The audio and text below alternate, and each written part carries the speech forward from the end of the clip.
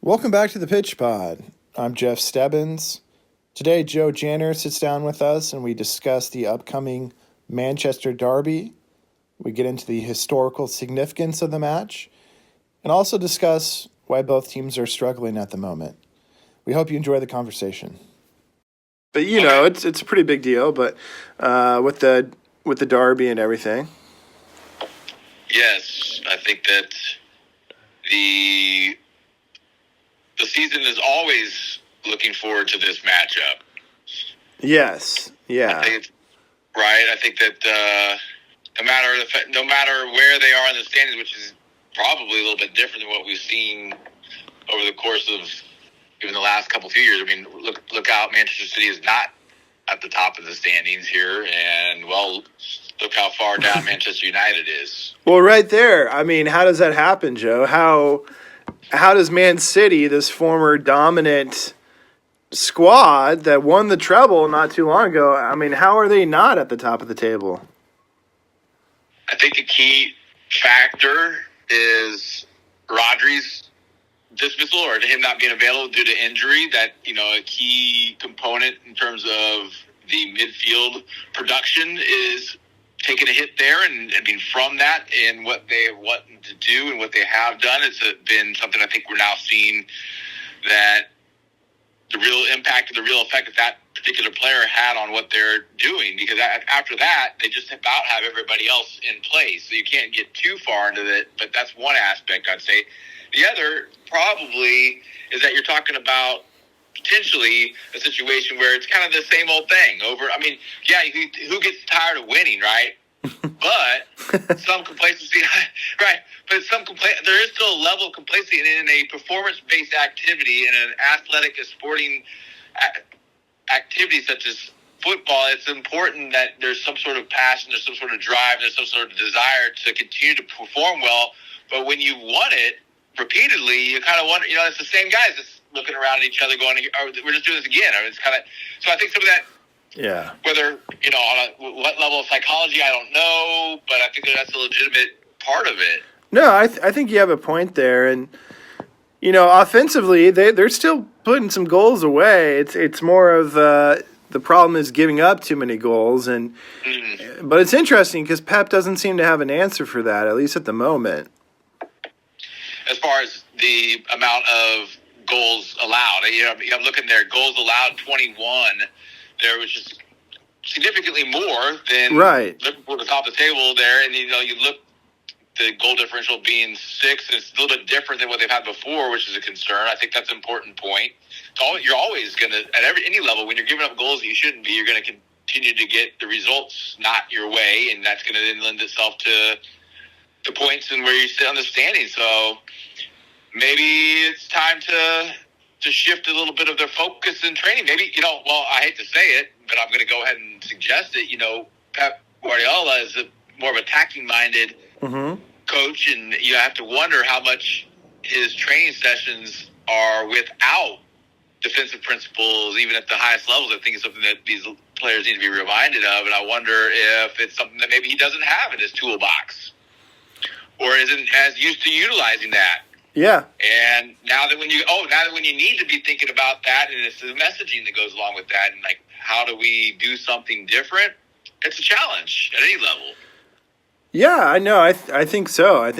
And maybe he's on the pitch during game day. He is kind of, like you said, he's offensive minded, but maybe he hasn't really thrown down the throttle because they are giving up goals. And so maybe offensively they could do a lot more than what they are doing right now, but they have people being held back because of their defensive problems. So we'll have to wait and see how that one works itself out. But on the other end, right, Manchester Derby, we got 2 squads here. Well, Joe, the other squad in Manchester is also struggling a little bit. Not to say that Man City's in the same category as Man United, but 13th in the Premier League, Joe. Manchester United is 13th in the Premier League.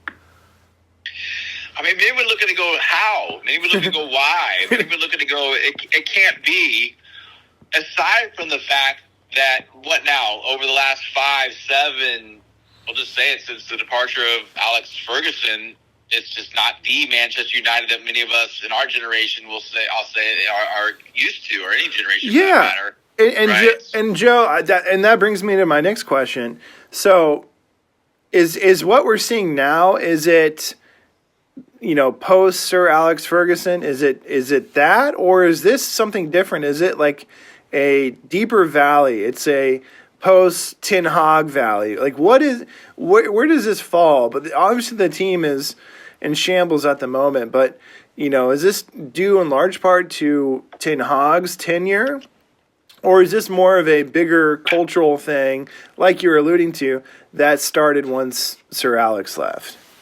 Yes, I think it's more of that. Oh. In a sense. Yeah, I don't know that it's a recency issue. And okay. Because you look, they got a result today even in their Europa League. So it's not like they can't put together a squad and can't get results and do all right. Mm-hmm. But I think the bigger picture is, and I ask this question and we talk about this often, is at the upper levels of the head coach or the manager of the team, what are those folks doing and talking about and prioritizing as far as getting the talent and the players that they need to get in to help the manager, whoever it is, be successful? And then from that, what are they doing when things are not going well?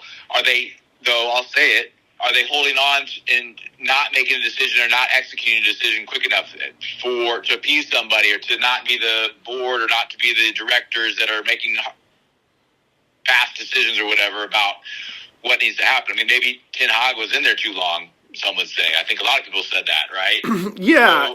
Yeah, I think that's kind of what most people are saying is, yes, Ten Hag, that wasn't helpful and probably shouldn't have came back a third season, right? But at the same time, maybe any coach going into that place, that organization, for whatever reason, culturally, you name it, it's going to be a tough gig regardless. And really, when you look at the squad of players, yeah, there's a lot of big names, but something else that we've talked about recently is some of those players are getting older, right? And that is partially, I think, some of what I was referring to there is how are they going, whether it be a shift in their philosophy of what talent and how the talent they're going to have in place is going to be developed, both within their academy, both within once those players reach the first team. And that's a oversight that's something that has to be managed at a much higher level than even the head coach or manager can have in place. That's a philosophical perspective that a club has to have and has to not only have, but communicate and make sure that everybody from whatever, the guy managing the boots to the players to the coach to everybody, even maybe in some sense what the supporters need to have to understand what is going on for it to be successful. And I think that's partly what we're seeing there, is that maybe that's not the identity of the club has been lost. And unfortunately, that trickles down to the ability of a manager to understand what they need to do and how they can utilize the talent that they have and get the most of the players and this and that. And the players are looking around going, what's my motivation for wanting to perform well for a club that's lost its identity? And doesn't mean as much to wear the Manchester United badge as it did some time ago. Yeah, it's kind of hard to watch, You see this historic team and just kind of seems like each week they get, further down the chart than they were previously. So at the end of the day, it does seem like an organizational leadership problem. And until they fix that, I don't think we'll see the results on the pitch. So I'm sure that the fans of Man United are frustrated and ready for change and to move in a positive direction, which brings us to this match.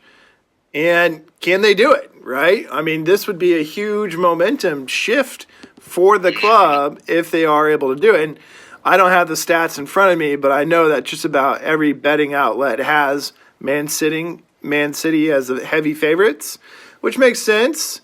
But, could Man United come into this match and kind of pull off a surprise victory? I think that the word that you use there, it would be surprise. I don't think that. I don't think that that's in the script. I don't think that's in the reality. And I am looking here. The probability of Manchester United winning is 18%. Not good at all in terms of the reality of that. But hey.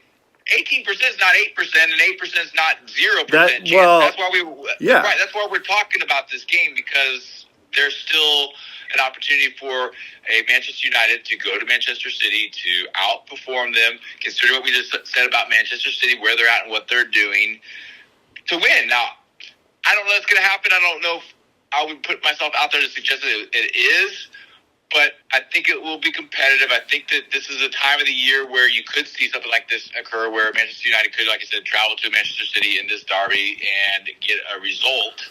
Right. To win is maybe a little bit beyond their capability at this point in time. But I'd like to hear, Jeff, what do you think? I mean, as far as a prediction, where this is actually going to go.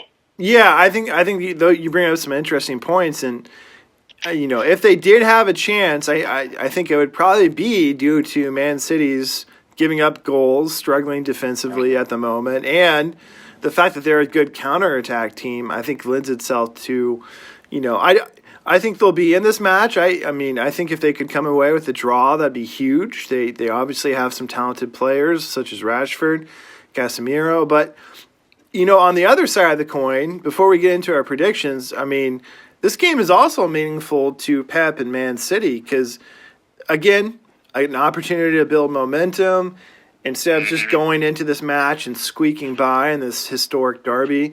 What if they could send a message like, hey, maybe we're not the Man City of old, but we're still a top contender, and they show up and they just blow Man United, their former opponent, their former foe, out of the water. I think that would send a pretty strong message, don't you, Joe? Well, yes, and they're set to do so. We didn't talk about Haaland, the fact that he still is. He's tied with Salah, but as far as being able to score 13 goals at this phase of the season, still significant and a good number. So you always have that factor.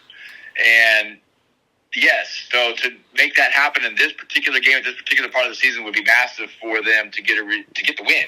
And I can see that. I think what you're saying is true, that if all things are going well for them, they could beat Manchester United pretty well. I think they have a good opportunity to do so. Yeah, definitely multiple goals in this one, I feel like. And you mentioned Haaland and KDB, maybe not having, again, the season that he had a couple of seasons ago, but still one of the top midfielders in the world. So, yeah, it's going to be a fun match. I do think it's meaningful for both squads, just for different reasons.